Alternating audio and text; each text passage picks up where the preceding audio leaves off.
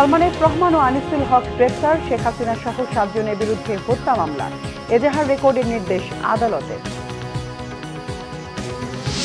15ই August শোক দিবসের ছুটি বাতিল, উপদেষ্টা পরিষদের বৈঠকে সিদ্ধান্ত, সব ধর্মের মানুষের নিরাপত্তা নিশ্চিত করা হবে বললেন প্রধান উপদেষ্টা। অশান্ত পরিবেশ সৃষ্টির অপচেষ্টায় হিন্দুদের ওপর হামলার অভিযোগ মির্জা ফখরুলের, আন্দোলনে গণহত্যার তদন্ত চেয়ে জাতিসংঘকে বিএনপির চিঠি। বাংলাদেশে দাঙ্গা বাঁধানোর ভারতীয় পায়তারার অভিযোগ হিন্দু নেতাদের, আইএসআইআর জঙ্গি সংশ্লিষ্টতার নতুন গল্প নিয়ে হাজির এবার দিল্লি। প্রতিশ্রুতি অনুযায়ী ঋণের কিস্তি পরিশোধ হবে, উন্নয়ন সহযোগিতার চিন্তার কিছু নেই বললেন অর্থ উপদেষ্টা, মূল্যস্ফীতি কমাতে কার্যকর উদ্যোগ।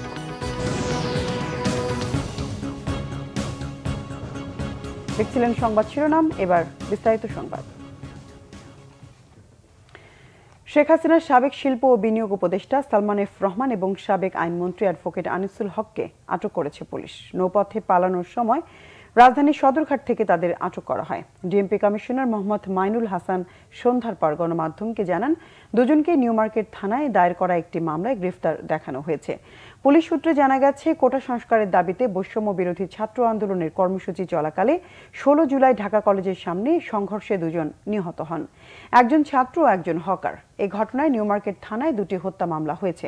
এসব হত্যার ঘটনায় ইন্ধনদাতা হিসেবে এই দুজনকে গ্রেফতার করা হয়েছে।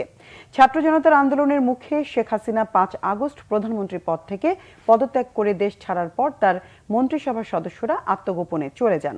আওয়ামী লীগের নেতারাও আছেন আত্মগোপনে, কেউ কেউ দেশ ছেড়েছেন বলে খবর এসেছে। এমন পরিস্থিতিতে আনিসুল হক ও সালমান এফ রহমানকে গ্রেফতারের কথা জানালো পুলিশ।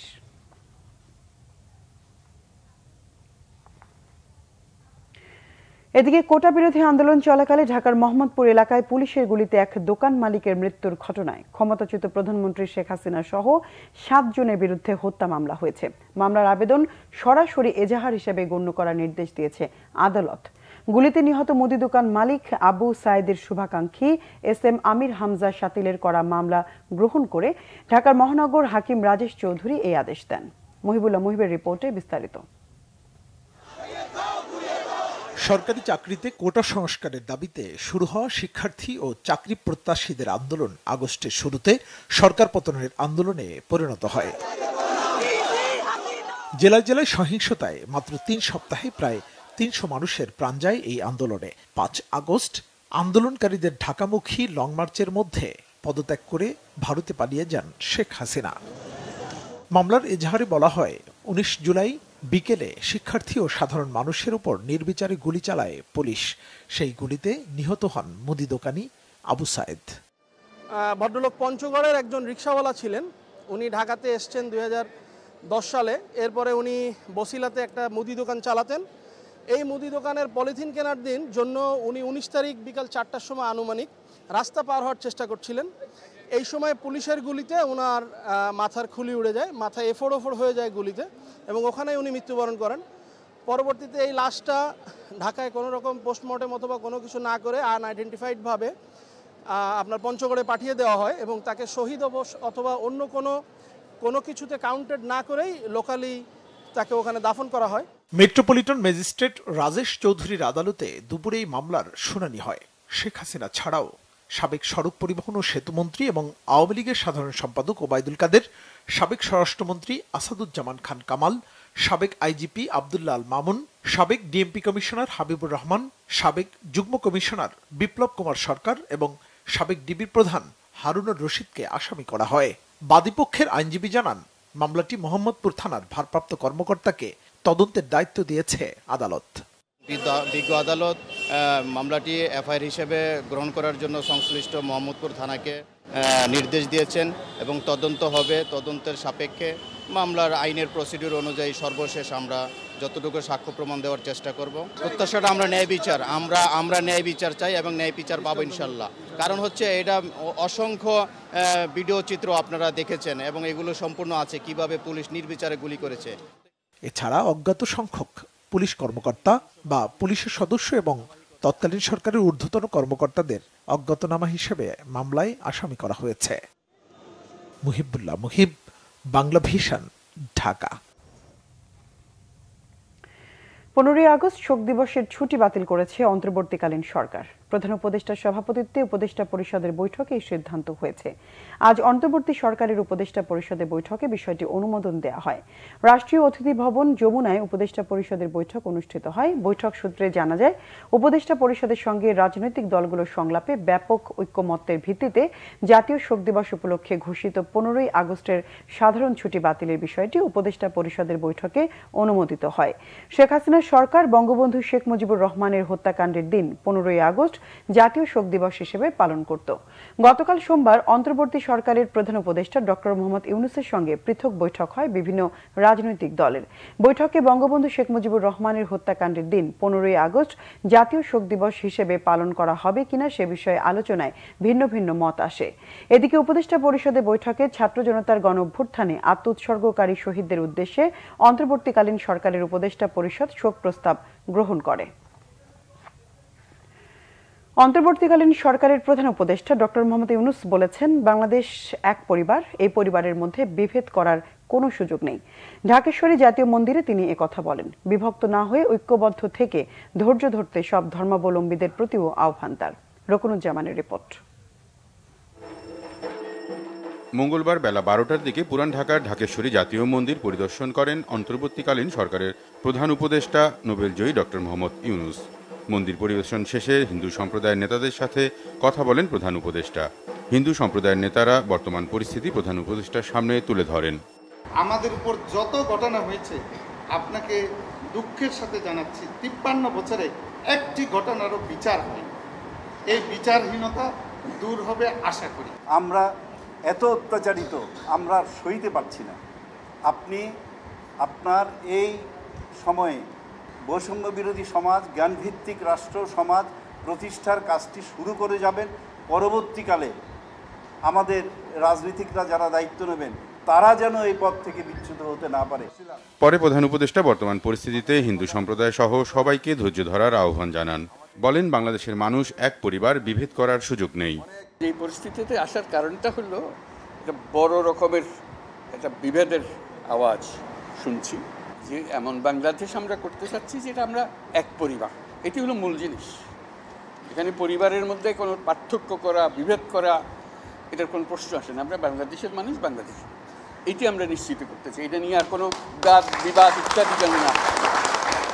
আমাদের গণতান্ত্রিক যে আকাঙ্ক্ষা, সেখানে আমরা বিবেচিত মুসলমান হিসেবে নয়, হিন্দু হিসেবে নয়, বৌদ্ধ হিসেবে নয়, মানুষ হিসেবে আমাদের অধিকারগুলো নিশ্চিত হোক।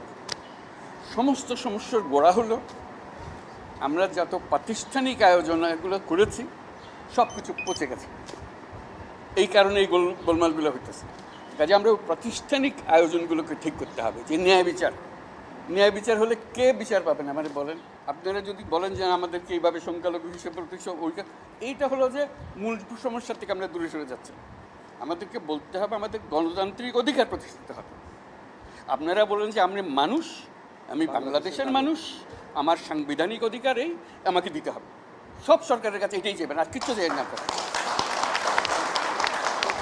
ডক্টর মোহাম্মদ ইউনূস বলেন, কোনো পার্থক্য করা বা বিভেদ করার বাংলাদেশ তারা চান না। প্রাতিষ্ঠানিক ব্যবস্থাপনাকে ঠিক করার উপর জোর দিয়ে তিনি বলেন, এগুলো পচে গেছে। মানবাধিকার প্রতিষ্ঠা করতে হবে, নাগরিকদের সাংবিধানিক অধিকার দিতে হবে। ধৈর্য ধরে সংকট কাটাতে সবার সহযোগিতাও চান সরকার প্রধান। আপনাদের নেহাত সুনির্বন্ধ অনুরোধ, আপনারা ওই বিভিন্ন ইয়েতে চলে যান না, ক্ষোভের মধ্যে চলে যান না। এই ক্ষোভ হলে এই ক্ষোভের মধ্যে মারামারি কারাগারি লেগে যাবে। একত্রে আসেন, এক আইন, যে আমাদের আইনের অধিকার দিতে হবে। আমরা এসেছি যে এক মানুষ, এক অধিকার, এর মধ্যে কোনো পার্থক্য করা যাবে না। আমাদেরকে একটু সাহায্য করেন, আপনারা ধৈর্য ধরেন। করতে পারলাম কি পারলাম না সেটা পরে বিচার করেন। যদি না পারি আমাদেরকে দোষ দিন। মন্দির পরিদর্শনের সময় আইন উপদেষ্টা আসিফ নজরুল এবং ধর্ম উপদেষ্টা খালিদ হোসেন সহ অন্যান্যরা উপস্থিত ছিলেন। সেই মিটিং দিয়ে বললাম যে এই কথা। রকুনুজ্জামান, বাংলা ভিশন, ঢাকা। 15ই আগস্ট কোনো কর্মসূচির নামে কেউ যাতে নাশকতা করতে না পারে সেজন্য সর্বোচ্চ সতর্ক অবস্থানে থাকবে আইন শৃঙ্খলা বাহিনী। মঙ্গলবার সকালে বিজিবি হাসপাতালে আহতদের দেখতে গিয়ে তথ্য জানান স্বরাষ্ট্র উপদেষ্টা অবসরপ্রাপ্ত brigadier general M Sakhawat Hossain. তিনি বলেছেন, পুলিশ, র্যাব, বিজিবি, আনসারের মতো রাষ্ট্রীয় বাহিনীগুলোকে দানব বানিয়ে রেখেছিল আগের সরকার। হুকুমদাতাদের তালিকা করে রাষ্ট্রপতির কাছে পাঠানো হয়েছে বলেও জানান তিনি। আরও জানাচ্ছেন দীপন দেওয়ান। বৈষম্য বিরোধী ছাত্র আন্দোলনে আহত শিক্ষার্থী ও বিজিবি সদস্যদের দেখতে মঙ্গলবার সকালে বর্ডার গার্ড হাসপাতালে যান স্বরাষ্ট্র উপদেষ্টা এম শাখাওয়াত হোসেন। এ সময় তাদের স্বাস্থ্য ও অন্য বিষয়েও খোঁজখবর নেন তিনি। পরে হাসপাতালের বাইরে এসে গণমাধ্যমের সাথে কথা বলেন স্বরাষ্ট্র উপদেষ্টা। সোমবারের বক্তব্যের জন্য দুঃখ প্রকাশ করেন তিনি। বলেন, যাদের হুকুমে শিক্ষার্থীদের গুলি করা হয়েছে, হত্যা করা হয়েছে, তাদেরকে হুকুমের আসামি করা হবে। অভিযুক্ত পুলিশের বিরুদ্ধে সরকারি নীতি অনুযায়ী ব্যবস্থা নেওয়া হবে। 15 আগস্ট যেটাই হয়, there be heavy presence of police. কেউ যাতে কোনো রকমের গন্ডগোল করতে না পারে। পুলিশ, আনসার, র্যাব, বিজিবি, এগুলো ন্যাশনাল ফোর্স, এটা কারো পার্সোনাল ফোর্স না। এই 15 বছর এই ফোর্সগুলোকে দানব বানিয়েছে। যারা বানিয়েছে তাদের আমি পারি আর না পারি, I will take them to international court. তারা কত লোক মেরেছে, প্রত্যেকটি ইনস্টিটিউশন ধ্বংস করেছে। তাদের সবার লিস্ট আমাদের কাছে আছে। আপনারা 2-1 দিনের মধ্যে অ্যাকশন দেখবেন, কারণ আমি তো এটা মালিক না। আমি সাইন করতে পারি, এটা 2টা ধাপ গিয়ে তারপর এটা হবে। আশা করি আজকে বা কালকের মধ্যে আপনারা খবর জেনে দেবেন। স্বরাষ্ট্র উপদেষ্টা সীমান্তে বাংলাদেশিদের গুলি করে হত্যার প্রতিবাদ জানিয়ে বলেন, এতদিন বিজিবিকে নতজানু করে রাখা হয়েছিল। বর্ডারে আমাদের লোক মারে, বিজিবি ফ্ল্যাগ মিটিং করতে বাধ্য হয়। আমি বলেছি যে যতদূর আমার এখানে বলার আছে, আমি মনে করি সবাই দেশবাসী বলবে, পিঠ দেখাবেন না, এনাফ ইজ এনাফ। আমাদের বর্ডারের মধ্যে ঢুকে মারে আর আমরা বলি ওটা ফ্ল্যাগ মিটিং করছে, সব ঠিক হয়ে গেছে, বা আমি জানি না, দ্যাট ডেজ আর ওভার। একটা বর্ডার রক্ষা করার কথা, তাদেরকে বলে পিঠ দেখাও, নো মোর, ইনশাল্লাহ it is not going to be anymore. রাজনৈতিকভাবে যেন পুলিশকে আর কেউ ব্যবহার করতে না পারে, সেজন্য পুলিশ কমিশন তৈরির চিন্তা ভাবনা চলছে বলেও জানান স্বরাষ্ট্র উপদেষ্টা। যারা ছাত্র কোটা আন্দোলনের মধ্যে ছিলেন, আপনারা ডিজাইন নিয়ে আসেন যত তাড়াতাড়ি সম্ভব। I want to change this uniform. Dipan Dewan, Bangla vision, Dhaka. বিএনপির মহাসচিব মির্জা ফখরুল ইসলাম আলমগীর বলেছেন, প্রধানমন্ত্রী শেখ হাসিনা ও তার দোসররা ভারতে পালিয়ে গিয়ে এখন সেখান থেকে ষড়যন্ত্র শুরু করেছে। ষড়যন্ত্রকারীরা পরিকল্পিতভাবে দেশে অশান্ত পরিবেশ সৃষ্টির অপচেষ্টায় হিন্দুদের উপর হামলা করছে। ঠাকুরগাঁও প্রতিনিধি খোদাবক্স ডাবলুর পাঠানো তথ্যচিত্রে দেখুন ডেস্ক রিপোর্ট। ঠাকুরগাঁও সদরের গড়িয়া কলেজ মাঠে ঐক্য ও সম্প্রীতি সমাবেশে যোগ দেন বিএনপি মহাসচিব মির্জা ফখরুল ইসলাম আলমগীর। প্রধান অতিথির বক্তব্যে দলের মহাসচিব অভিযোগ করেন, শেখ হাসিনার দানবীয় সরকার কোটা আন্দোলনকারী শিক্ষার্থী ও নিরীহ মানুষকে নির্বিচারে গুলি করে হত্যা করেছে। লক্ষ লক্ষ মানুষ রাস্তায় নেমে পড়লো, ছেলে মেয়ে, বৃদ্ধ, বাচ্চা, শিশু, সব রাস্তায় নেমে বুকের পুলিশের সামনে বুক পেতে দিয়ে বললো, গুলি করো, আমরা সরে যাব না। আমাদের রংপুরের সাইডের কথা মনে আছে, ঠিক একইভাবে মুগ্ধর কথা মনে আছে, যে পানি লাগবে বলে কাঁদছিল, সেই ছেলেকে পয়েন্ট ব্ল্যাঙ্ক গুলি করে মারল। এই ভয়াবহ দানবীয় সরকারের এই যে আইন শৃঙ্খলা রক্ষা, বিশেষ করে পুলিশ যেভাবে অত্যাচার নির্যাতন চালিয়েছে আমাদের নিরীহ মানুষের উপরে, ভাষায় বর্ণনা করা যাবে না। তার ফলশ্রুতিতে বাধ্য হয়েছে হাসিনা 5 তারিখে দুপুরবেলা হেলিকপ্টারে করে দেশ ছেড়ে পালিয়ে যেতে হল। মির্জা ফখরুল এ সময় বলেন, রাজনৈতিক পট পরিবর্তনের সময় ছোটখাটো 2-1টা ঘটনা ঘটতে পারে, কিন্তু সেটা ধর্মীয় হামলা নয়। হিন্দু মুসলমান আলাদা নয়, রাজনীতি আলাদা হতে পারে, কিন্তু ধর্মীয় কোনো বিভেদ এখানে নাই। আমরা খুব পরিষ্কার করে বলতে চাই যে এই ধরনের অপচেষ্টা আপনারা করছেন, আপনাদের উদ্দেশ্য ভালো না, উদ্দেশ্য খারাপ। আপনারা বাংলাদেশে আবার একটা অস্থিতিশীল পরিবেশ সৃষ্টি করতে চান। আপনারা ভুলে যাবেন না যে আপনাদের নেত্রী দেশ ছেড়ে পালিয়ে যেতে বাধ্য হয়েছে। সাবেক সরকারের 15 বছরে বিএনপির প্রায় 700 নেতাকর্মীকে গুম করা হয়েছে বলে অভিযোগ করেন বিএনপি মহাসচিব। বলেন, নির্যাতনের পরও বিএনপি কখনো হাল ছেড়ে দেয়নি। এই যে নির্যাতন, নিপীড়ন, হত্যা, গ্রেপ্তার, এই করে 15 বছর এই সরকার কাছে এত নির্যাতনের পরেও আপনারা কখনোই হাল ছেড়ে দেননি। এরপর যখন এইবার আন্দোলন শুরু হলো, ছাত্ররা, আমাদের সন্তানরা, আমাদের ছেলেরা যখন আন্দোলন শুরু করলো, তখন আস্তে আস্তে আন্দোলন যখন শুরু করলো, তখন তো আপনার সবাইকে হত্যা। এর আগে বিএনপি মহাসচিব দিনাজপুরের সৈয়দপুর বিমানবন্দরে পৌঁছালে শত শত মোটরসাইকেলের শোভাযাত্রায় তাকে স্বাগত জানান নেতাকর্মীরা। সেখানে শহীদ সরণিতে নেতাকর্মীদের উদ্দেশ্যে বক্তব্যে সকলকে শান্ত থাকার আহ্বান জানান Mirza Fakhrul. Bangla vision news desk. বিএনপির নাম ভাঙিয়ে কোনো ধরনের অন্যায় কাজকে সহ্য করা হবে না বলে হুঁশিয়ারি দিয়েছেন দলের নেতারা। তারা বলেন, কঠোর আন্দোলন সংগ্রামের বিনিময়ে অর্জিত সাফল্য কোনোভাবেই ম্লান হতে দেয়া যাবে না। কোটা সংস্কার আন্দোলনে গণহত্যার নিরপেক্ষ ও গ্রহণযোগ্য তদন্ত চেয়ে বাংলাদেশে নিযুক্ত জাতিসংঘের আবাসিক প্রতিনিধির কাছে চিঠি দিয়েছে বিএনপি। রিপোর্ট করছেন সিকান্দার রেমান। শহীদ রাষ্ট্রপতি জিয়াউর রহমান ও সাবেক প্রধানমন্ত্রী বেগম খালেদা জিয়ার ছোট ছেলে বিশিষ্ট ক্রীড়া সংগঠক মরহুম আরাফাত রহমান কোকোর জন্মদিন উপলক্ষে দোয়া মাহফিলের আয়োজন করা হয় বিএনপির কেন্দ্রীয় কার্যালয়ে। যদি ঢাকা শহরে, বিশেষ করে ঢাকা শহর, বাংলাদেশ সহ বিশেষ করে আমাদের অফিস যে এলাকায় আছে, মতিঝিল, রমনা, শাহবাগ, সব কিছু মিলে যারা আছে এই পাড়ায়, যারা কেউ যদি কোনো রকম মাতাব্বরি করতে চান, যদি আমার কানে আসে, আল্লাহর কসম করে বলছি তাকে ওখানে ছাড়া হবে না, কাউকে ছাড়া হবে না। কেউ যদি মনে করেন যে রাজত্ব পেয়ে গেছেন, এটা ঠিক হবে না। এটা রাজত্ব নয়, অনেক কষ্টের ফসল আজকে আমাদের এই অবস্থা। অনেক কষ্টের ফসল দেশনেত্রী বেগম খালেদা জিয়ার মুক্তি, অনেক কষ্টের ফসল আমাদের নেতৃবৃন্দের মুক্তি। এই কষ্টের ফসল বিফলে যেতে দেওয়া হবে না। কোটা সংস্কার আন্দোলনে গণহত্যার নিরপেক্ষ ও গ্রহণযোগ্য তদন্ত চেয়ে বাংলাদেশে নিযুক্ত জাতিসংঘের আবাসিক প্রতিনিধিকে চিঠি দিয়েছে বিএনপি। গুলশানে জাতিসংঘের কার্যালয়ে সংস্থাটির আবাসিক প্রতিনিধি গুয়েন লুইসের কাছে এ চিঠি হস্তান্তর করে বিএনপির একটি প্রতিনিধি দল। একটি নিরপেক্ষ আন্তর্জাতিক মানে স্বচ্ছ তদন্তের মাধ্যমে সম্পূর্ণ যে ঘটনাগুলো ঘটেছে এটা উদ্ঘাটন করার জন্য আমরা জাতিসংঘকে অনুরোধ করেছি, যাতে আগামী দিনে বাংলাদেশে কেউ সাহস করবে না যে বাংলাদেশে নিজের দেশের নাগরিকদের হত্যা করে জোর করে ক্ষমতায় গিয়ে থাকার যে আকাঙ্ক্ষা, সেই আকাঙ্ক্ষা যাতে কারো মনে আগামী দিনে আছে। এদিকে সাধারণ মানুষের দাবি ও ভাষা বুঝে অন্তর্বর্তীকালীন সরকারের কাজ করা প্রয়োজন বলে মন্তব্য করেছেন বিএনপির স্থায়ী কমিটির আরেক সদস্য ডক্টর আব্দুল মঈন খান।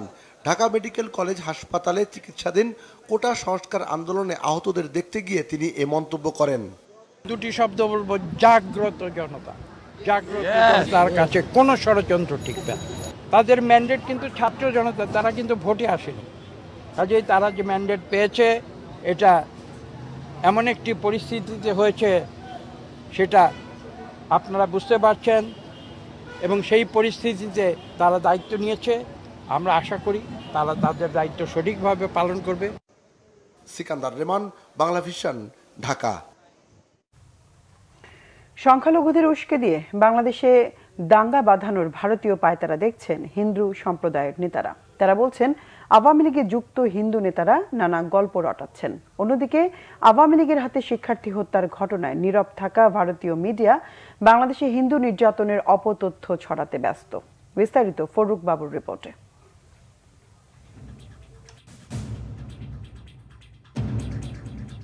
বাংলাদেশের অভ্যন্তরীণ বিষয়ে ভারতের নাক গলানোর ঘটনা নতুন নয়। কখনো নীরবে, কখনো প্রকাশ্যে ভারত তা করেই আসছে। সেই ধারাবাহিকতায় সাবেক প্রধানমন্ত্রী শেখ হাসিনার একান্ত বন্ধু দেশটি এবার মেতেছে নতুন উদ্যমে। শেখ হাসিনা ভারতে পালানোর পর দেশটির গণমাধ্যম গুজব ছড়াচ্ছে সমানে। বাংলাদেশের হিন্দু নাগরিকদের করেছে সংবাদপণ্য।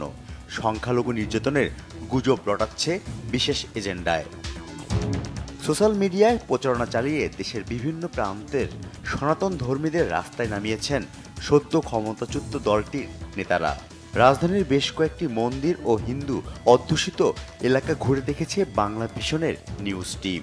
খোঁজ নিয়েছে ঢাকার বাইরেও, কিন্তু হিন্দু সম্প্রদায়কে টার্গেট করে হামলার কোনো তথ্য মেলেনি। ওরকম হুমকি দামকি নেই, কোনো রকমের সমস্যা হয়নি রাস্তাঘাটে চলার পথে। কোনো অশান্তি কোনো বিরাজ করতেছে না আমাদের এখানে। আমার আত্মীয় স্বজনদের মধ্যে হামলার শিকার হয়নি, কিন্তু মানে ফেসবুকে বা ফোনে এরকম দেখছি। আমরা এই দেশের নাগরিক, আমরা নিরাপত্তা চাই, নিরাপত্তা থাকতে চাই।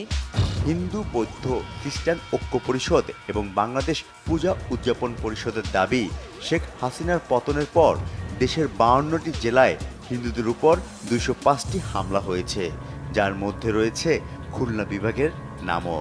তবে খুলনা জেলা ও মহানগরীতে কোনো মন্দির ভাঙচুর হয়নি বলে জানিয়েছে হিন্দু, বৌদ্ধ, খ্রিস্টান কল্যাণ ফ্রন্টের নেতারা। তারা বলছেন হিন্দু সম্প্রদায়ের কয়েকটি বাড়ি ভাঙচুর হয়েছে রাজনৈতিক কারণে। খুলনা মহানগর ও জেলার কোনো মন্দিরে একটি হামলার ঘটনাও ঘটেনি। আওয়ামী লীগের নেতা হিসেবে তারা অন্যদের প্রতি যে সমস্ত অন্যায়, অত্যাচার, জুলুম, নির্যাতন করেছে তারই প্রতিশোধ হিসেবে বিক্ষুব্ধ জনতা এই হামলা করেছে। শুধুমাত্র এই যে দুষ্কৃতিকারীরা যারা আক্রমণ করছে বা হামলা করছে, এরা কোনো ধর্মকে টার্গেট করছে না, মূলত এরা কি করছে, সাম্প্রদায়িক দাঙ্গা বাঁধানোর চেষ্টা করতেছে। সাধারণ হিন্দু নাগরিকদের কথার সাথে অনেক নেতার বক্তব্যের বেশ গড়মিল।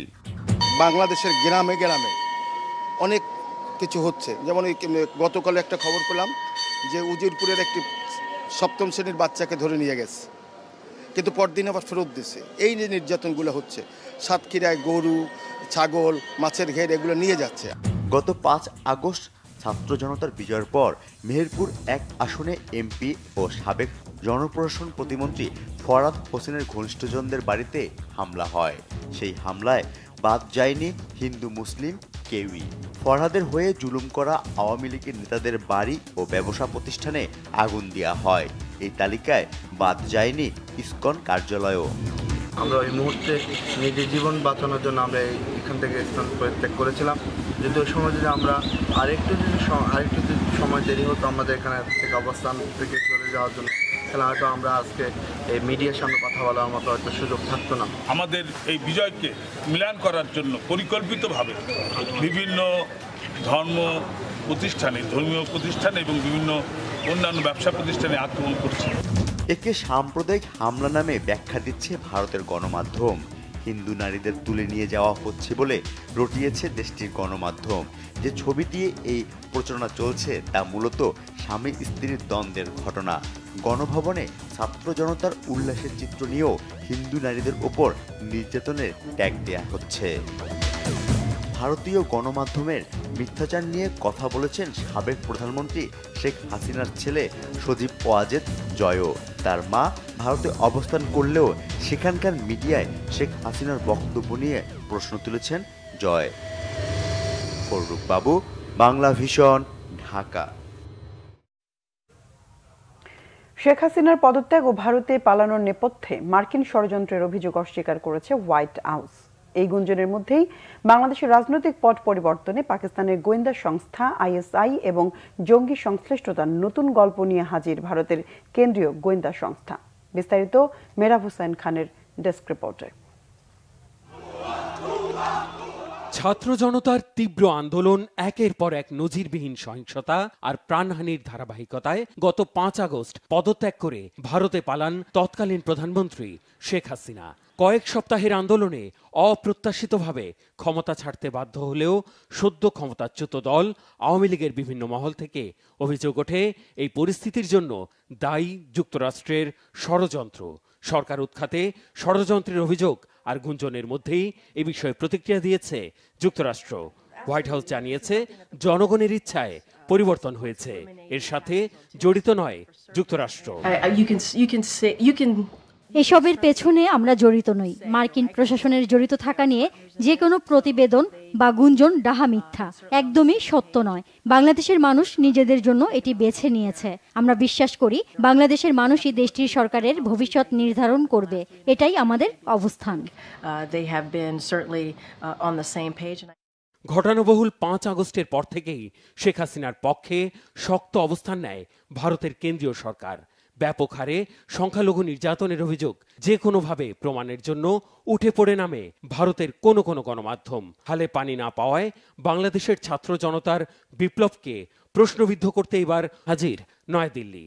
ভারতের কেন্দ্রীয় গোয়েন্দা সংস্থার সূত্র ধরে এ বিষয়ে প্রতিবেদন প্রকাশ করেছে ভারতের একাধিক গণমাধ্যম।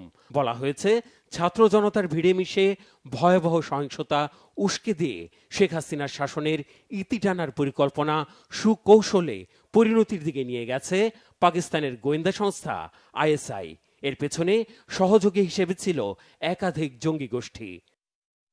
ISI ও জঙ্গি সংশ্লিষ্টতার উদাহরণ টানতে গিয়ে 23 জুলাই নরসিংদী আর 5 আগস্ট শেরপুরের কারাগারে হামলা এবং শত শত কয়েদি পালানোর বিষয়টি উল্লেখ করেছে ভারতের কেন্দ্রীয় গোয়েন্দা সংস্থা।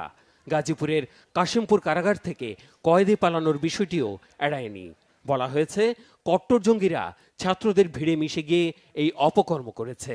কারাগার থেকে লুট করা বিপুল পরিমাণ অস্ত্র ও গুলি সংখ্যালঘু নির্যাতনে ব্যবহার করা হচ্ছে। আর এই হামলা ও লুটপাটে নেতৃত্ব দিয়েছে সদ্য নিষিদ্ধ ঘোষিত জামায়াতে ইসলামী বাংলাদেশ, ছাত্র শিবির ছাড়াও বাংলাদেশে তৎপর জঙ্গি গোষ্ঠীগুলো। জঙ্গি গোষ্ঠী হিসেবে আনসারুল্লাহ বাংলা টিম, আনসার আল ইসলাম, লস্করি তৈয়বা, জাগ্রত মুসলিম জনতা বাংলাদেশ সহ 9টি নাম ওই গোয়েন্দা প্রতিবেদনে উল্লেখ করা হয়েছে। এমন পরিস্থিতিতে বাংলাদেশ লাগোয়া পশ্চিমবঙ্গ, আসাম, মেঘালয় ও মিজোরাম সীমান্তে অনুপ্রবেশ ঠেকাতে আর জঙ্গি হামলার আশঙ্কায় সর্বোচ্চ নিরাপত্তা সতর্কতা জারি করা হয়েছে। অনুপ্রবেশের চেষ্টা করায় গত শুক্রবার কমপক্ষে 1000 মানুষকে পুশব্যাক করা হয়েছে বলে দাবি করেছে ভারতের সীমান্তরক্ষী বাহিনী BSF। Mehrab Hussain Khan, Bangla vision, news desk. July হত্যাকাণ্ড ও নাশকতার সাথে জড়িতদের শাস্তির দাবি জানিয়েছেন ক্ষমতাচ্যুত প্রধানমন্ত্রী শেখ হাসিনা। তিনি তার পিতা শেখ মুজিবুর রহমানের ভাস্কর্য ভাঙচুরের বিচারও চেয়েছেন। শেখ হাসিনার ছেলে সজীব ওয়াজেদ জয় এক্সে এক টুইট বার্তায় তার মায়ের দেয়া 3 পৃষ্ঠার এই বিবৃতি প্রকাশ করেছেন। ঢাকা ছাড়ার পর এটাই শেখ হাসিনার প্রথম বিবৃতি। শেখ হাসিনা বলেন, গেল জুলাই থেকে আন্দোলনের নামে নাশকতা, অগ্নিসন্ত্রাস ও সহিংসতার কারণে অনেকগুলি তাজা প্রাণ ঝরে গেছে। ছাত্র, শিক্ষক, পুলিশ, এমনকি অন্তঃসত্ত্বা নারী পুলিশ, সাংবাদিক, সংস্কৃতিসেবী, কর্মজীবী, আওয়ামী লীগ ও সহযোগী সংগঠনের নেতাকর্মী, পথচারী ও বিভিন্ন প্রতিষ্ঠানে কর্মরতরা সন্ত্রাসী আগ্রাসনের শিকার হয়ে মৃত্যুবরণ করেছেন। তাদের প্রতি শোক এবং তাদের আত্মার মাগফিরাত কামনা করেন তিনি। শেখ মুজিবুর রহমানের প্রতি চরম অবমাননার অভিযোগ এনে তার বিচার চেয়েছেন দেশবাসীর কাছে। একই সাথে যথাযথ মর্যাদার সাথে ভাব গম্ভীর পরিবেশে জাতীয় শোক দিবস 15ই আগস্ট পালনের আহ্বান জানিয়েছেন শেখ হাসিনা। যে দলেরই হোক, যে ধর্মেরই হোক, কারো জীবন বিপন্ন হবার ঝুঁকিতে পড়লে সেনাবাহিনী তাদের আশ্রয় দেবে বলেছেন সেনাপ্রধান জেনারেল ওয়াকারুজ্জামান। বলেন, কারো বিরুদ্ধে অভিযোগ থাকলে মামলা হলে অবশ্যই আইনের আওতায় আনা হবে। বিকেলে রাজশাহী সেনানিবাসের অতিথি ভবনে পুলিশ প্রশাসনের সঙ্গে বৈঠক শেষে তিনি একথা বলেন। এ সময় সেনাপ্রধান বলেন, পুলিশ এখন একটা ট্রমার মধ্যে আছে। তাদের ভেতর আস্থা ফিরে না আসা পর্যন্ত সেনাবাহিনী মাঠে থাকবে। তারা আত্মবিশ্বাসী হলেই সেনারা ব্যারাকে ফিরে যাবে। সেনাপ্রধান আরও বলেন, দেশের বর্তমান পরিস্থিতিতে সংখ্যালঘুর কোনো ইস্যু নেই। অন্তর্বর্তীকালীন সরকারের ওপর বহির্বিশ্বের কোনো চাপ নেই। রাষ্ট্রের সংস্কার শেষে একটি গ্রহণযোগ্য নির্বাচনের জন্য সেনাবাহিনী বর্তমান সরকারকে সর্বাত্মক সহযোগিতা করবে বলেও জানান সেনাপ্রধান। পরিস্থিতি এখন শান্ত হয়ে এসেছে এবং পুলিশ বিভিন্ন থানায় অলরেডি কাজ শুরু করেছে, যেটা একটা ভালো জিনিস। আমরা পুলিশকে প্রোটেকশন দিয়ে যাচ্ছি। তারা সম্পূর্ণভাবে যখন কাজ কর্ম শুরু করে দিবে, যখন পরিস্থিতি আরও স্বাভাবিক হয়ে আসবে, তখন আমরা ইনশাল্লাহ সেনানিবাসে ফেরত যাব। বিচার বহির্ভূত কোনো কাজ হোক, তাদের উপরে হামলা হোক বা তাদের জীবনে যে হুমকি যেটা আছে সেটা থাকলে আমরা তাদেরকে আশ্রয় দিয়েছি। যেই হোক, যেই দলেরই হোক, যেই মতেরই হোক, যেই ধর্মের হোক, সেটা আমরা করব। সরকারকে সর্বতভাবে সাহায্য করব। সরকার কিছু সংস্কার করতে চাচ্ছে এবং একটা ফ্রি ফেয়ার ইলেকশন করতে চাচ্ছে। সেটার জন্য যে ধরনের যতদূর সহায়তা তারা আমাদের কাছে চাবেন সেটা আমরা করব। অর্থ পরিকল্পনা উপদেষ্টা ডক্টর সালেউদ্দিন আহমেদ বলেছেন, প্রতিশ্রুতি অনুযায়ী ঋণের কিস্তি পরিশোধ করা হবে। এ নিয়ে উন্নয়ন সহযোগীদের চিন্তার কিছু নেই। দেশের ভাবমূর্তি ফেরাতে দাতাদের সাথে কথা বলতে অর্থনৈতিক সম্পর্ক বিভাগের সংশ্লিষ্ট কর্মকর্তাদের নির্দেশও দিয়েছেন তিনি। মঙ্গলবার পরিকল্পনা মন্ত্রণালয়ে অর্থনৈতিক সম্পর্ক বিভাগের সচিব ও দায়িত্বশীল কর্মকর্তাদের সাথে বৈঠক শেষে এসব জানান অর্থ ও পরিকল্পনা উপদেষ্টা। তিনি বলেন, দাতারা অর্থ দিলেই নেওয়া হবে না, প্রকল্পের প্রয়োজনীয়তা বুঝে নেওয়া হবে। কোনো প্রকল্প বন্ধ করা হবে না, তবে প্রয়োজনীয় প্রকল্পগুলোতে এখন অর্থ ছাড় দেওয়া হবে। মন্ত্রণালয়ের কর্মকর্তাদের এখন রুটিন জব না করে দায়িত্ব নিয়ে কাজ করারও আহ্বান জানান অর্থ ও পরিকল্পনা উপদেষ্টা।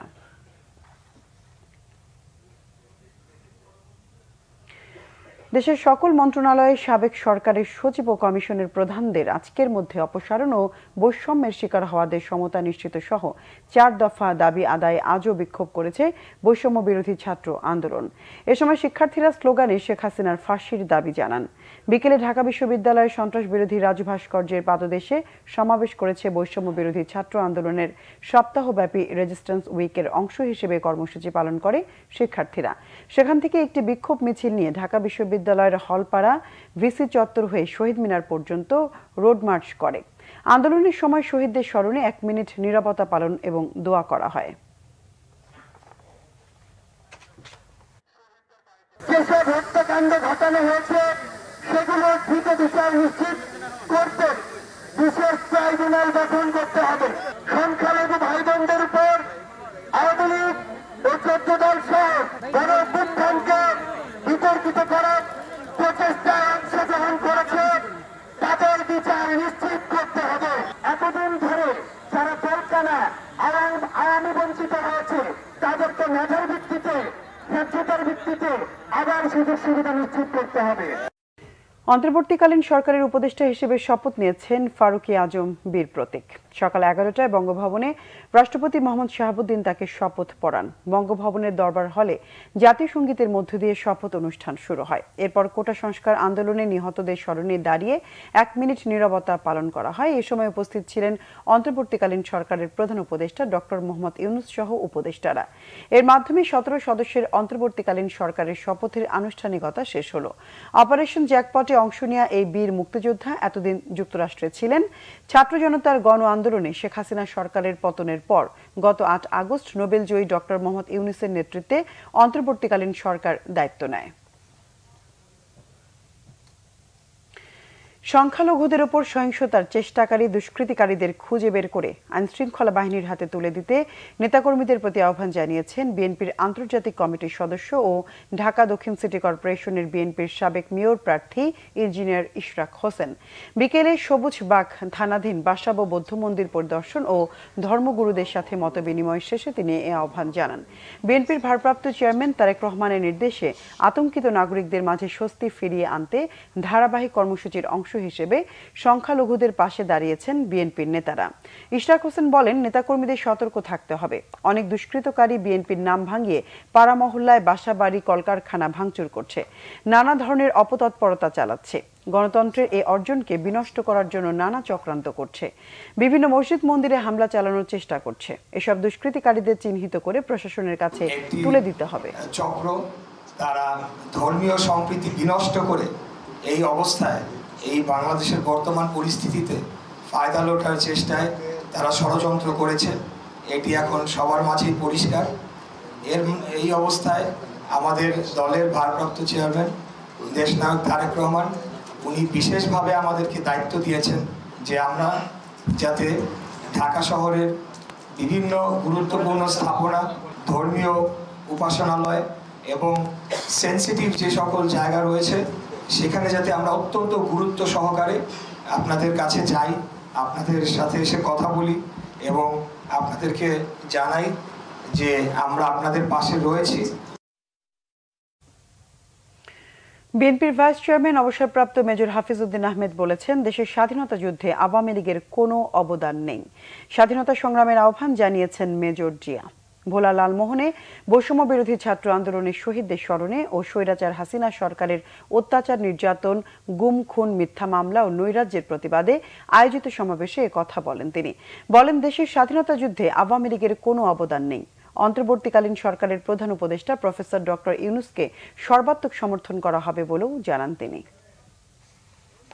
নেতৃত্ব দিয়েছেন, আহ্বান জানিয়েছেন আমাদের নেতা মেজর জিয়াউর রহমান। আমরা বিভিন্ন ক্যান্টনমেন্টে ইস্ট বেঙ্গল রেজিমেন্টের সৈনিকেরা আমরা বিদ্রোহ করেছি, মুক্তি বাহিনী গড়ে তুলেছি, 9 মাস যুদ্ধ করে এই দানবীয় বাহিনীকে পরাজিত করেছি। ভারতীয় বাহিনী 7 দিন যুদ্ধ করেছে, আমরা 9 মাস যুদ্ধ করেছি। তারা আমাদেরকে সমর্থন করেছে, সেজন্য এখনো তাদেরকে কৃতজ্ঞতা জানাই। কিন্তু বাংলাদেশের মানুষকে দাসানুদাসে পরিণত করার চেষ্টা করবেন না। বিএনপি চেয়ারপারসনের উপদেষ্টা আলহাজ আমানুল্লাহ আমান বলেছেন, বৈষম্য বিরোধী ছাত্র আন্দোলনের শহীদদের রক্ত বৃথা যেতে দেয়া হবে না। কেরানীগঞ্জের তারানগর ছোট ভাওয়াল কবরস্থান ঈদগাহ ময়দানে বৈষম্য বিরোধী ছাত্র আন্দোলনে শহীদ রিয়াজের কবর জিয়ারত করে সকালে কথা বলেন তিনি। ঘাটারচর চত্বর শহীদ রিয়াজ হোসেন চত্বর হবে বলেও ঘোষণা দেন বিএনপি চেয়ারপারসনের উপদেষ্টা আমানুল্লাহ আমান। শোকাহত স্বজনদের সমবেদনাও জানান তিনি। এ সময় উপস্থিত ছিলেন ঢাকা জেলা বিএনপির সাংগঠনিক সম্পাদক ব্যারিস্টার ইরফান আমান ইবনে অমি সহ অনেকেই। বিএনপি জাতীয় নির্বাহী কমিটির যুগ্ম মহাসচিব সৈয়দ ইমরান সালে প্রিন্স বলেছেন, আওয়ামী লীগের প্রেতাত্মারা প্রশাসনের বিভিন্ন স্তরে থেকে এখনও ষড়যন্ত্র করছে। নেত্রকোনা সদর উপজেলার নন্দীপুর গ্রামে বৈষম্য বিরোধী আন্দোলনে ঢাকায় নিহত রমজান আলীর কবর জিয়ারত করেন বিএনপির যুগ্ম মহাসচিব সৈয়দ ইমরান সালে প্রিন্স। এ সময় নিহতের স্বজনদের সমবেদনা জানান তিনি। পরে সাংবাদিকদের বলেন, বিজয় এলেও এখনও ষড়যন্ত্র চলছে। জানান, পুরো দেশে বিএনপি নেতাকর্মীদের দিয়ে হিন্দু ধর্মীয় সম্প্রদায়ের মানুষের মন্দির, বাসাবাড়ি ও দোকানপাট রক্ষার জন্য পাহারা বসানো হয়েছে। জেলা বিএনপির আহ্বায়ক ডাক্তার আনোয়ারুল হক, সদস্য সচিব ও কেন্দ্রীয় নির্বাহী কমিটির সদস্য ডক্টর মোহাম্মদ রফিকুল ইসলাম সহ দলীয় নেতাকর্মীরা উপস্থিত ছিলেন এই সময়। এর আগে তিনি মদনপুরে হযরত শাহ সুলতান কমর উদ্দিন রহমতুল্লাহ আলাইহির মাজার জিয়ারত করে দলীয় নেতাকর্মীদের উদ্দেশ্যে দিক নির্দেশনামূলক বক্তব্য রাখেন।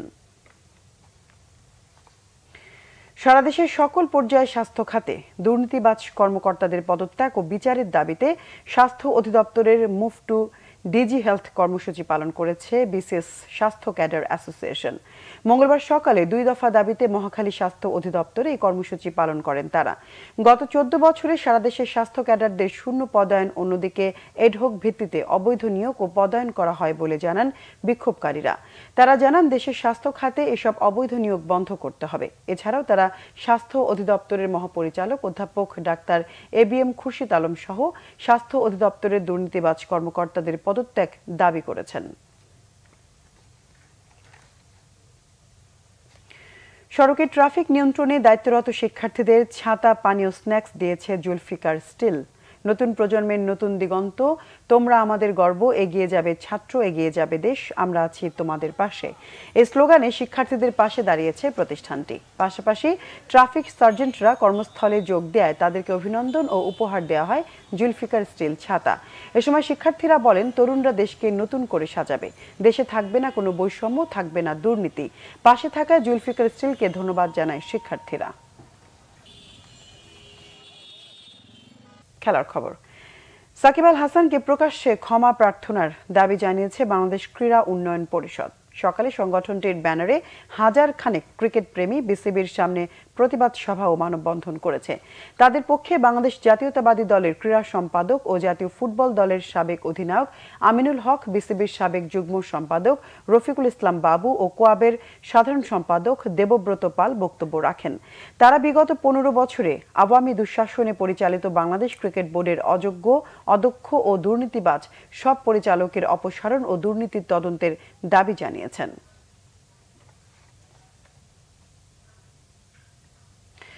দর্শক, এ ছিল এখনকার মতো। পরের সংবাদ রাত 1টায় দেখার আমন্ত্রণ রইল। এছাড়া বাংলাভিশন সংবাদ ও সংবাদ সংশ্লিষ্ট অনুষ্ঠান দেখতে ভিজিট করুন www.bvnews24.com ও facebook.com facebook.com/banglavision news এবং সাবস্ক্রাইব করুন youtube.com/banglavision news। এতক্ষণ সঙ্গে থাকার ধন্যবাদ সবাইকে।